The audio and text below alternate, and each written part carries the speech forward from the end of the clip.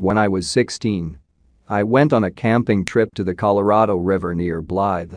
We didn't use the government campsite. We decided to camp out back in a Three Fingers Lake area, which is just a series of backwaters and canals.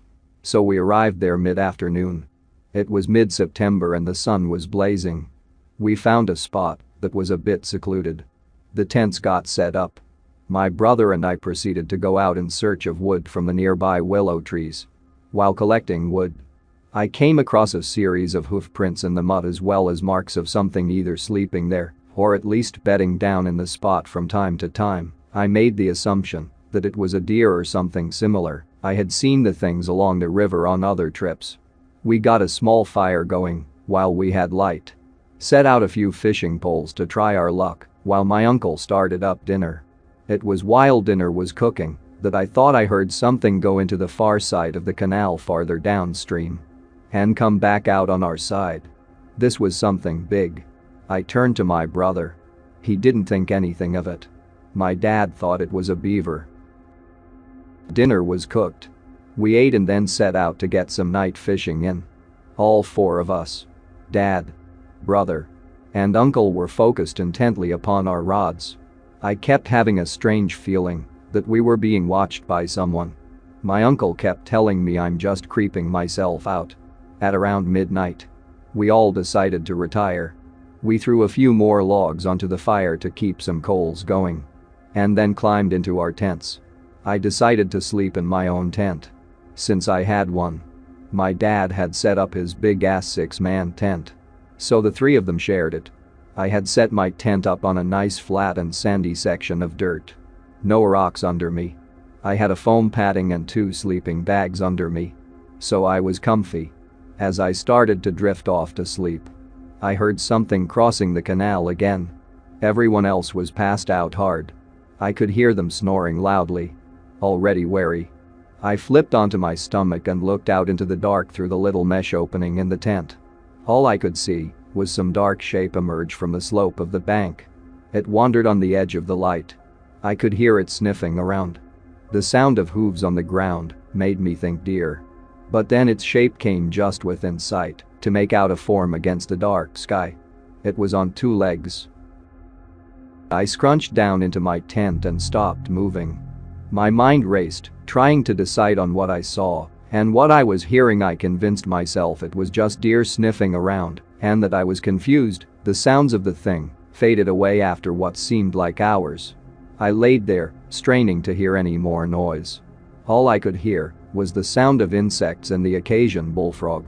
I finally was able to get some sleep. I was awoken after dawn. Breakfast was already made, coffee and soda waiting, whatever I wanted.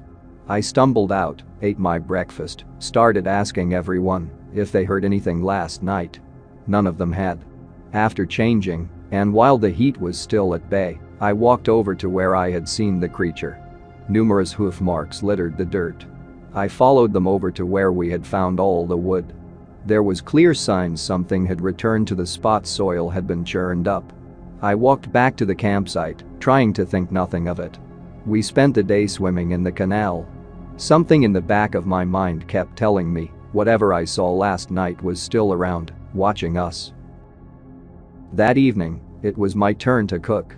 I set up some burgers to cook over the fire while everyone else was going about their business.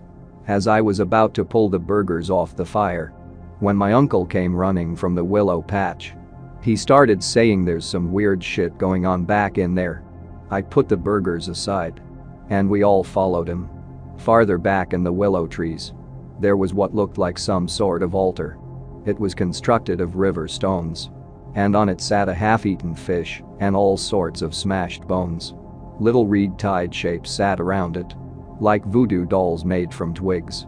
We all made our way out, talking about how creeped out we were. My dad and uncle agreed that it was probably some pagan altar or something, because it was hidden. They both agreed that to be the last night we stayed. That night we kept the fire big until we went to bed. I kept eyeing the way to the willow patch. As I lay there, I heard the thing cross the canal again. I could hear the hooves once more. It circled to the far side of the camp. Once it got to the willow trees, I lost track of it. I strained to hear anything for a long time. I was certain the others were doing the same. Then we heard the most horrible sound erupt from the grove. It was a scream. Like someone being murdered. But it had a braying quality to it. I was terrified. I clutched my camp shovel. Knowing that something was out there. I heard movement from the other tent. From the other tent.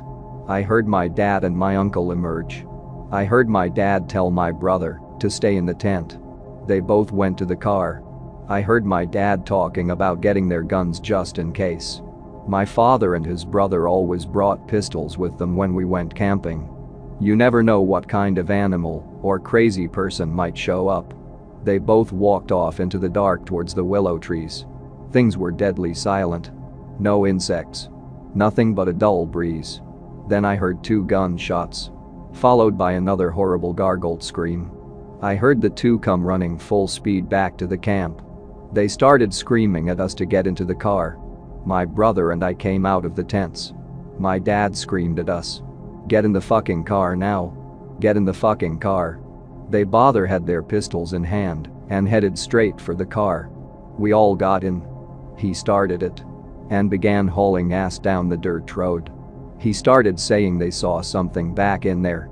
My uncle was white. He told us we'll be back for our stuff later. My dad didn't stop until we reached Blythe. He got on his cell phone and called the police.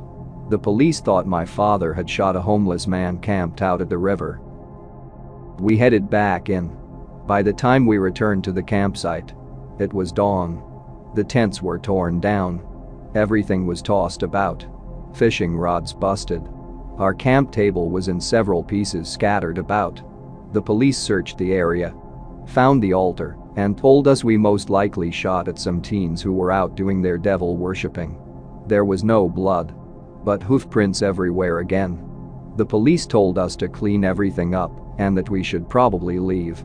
We cleaned the site up, gathering the now mostly ruined gear. As I rolled up my tent, I felt something hit my back. I looked down to see one of the wooden figures from the altar in the willows. I looked around in time to see something recede into the reeds, followed by the splashing in the canal. I finished packing everything up, and we left. We haven't gone back since. My dad, brother, and uncle still talk about it, and we all refuse to return to camp near Blythe since. If you enjoyed this video, don't forget to subscribe.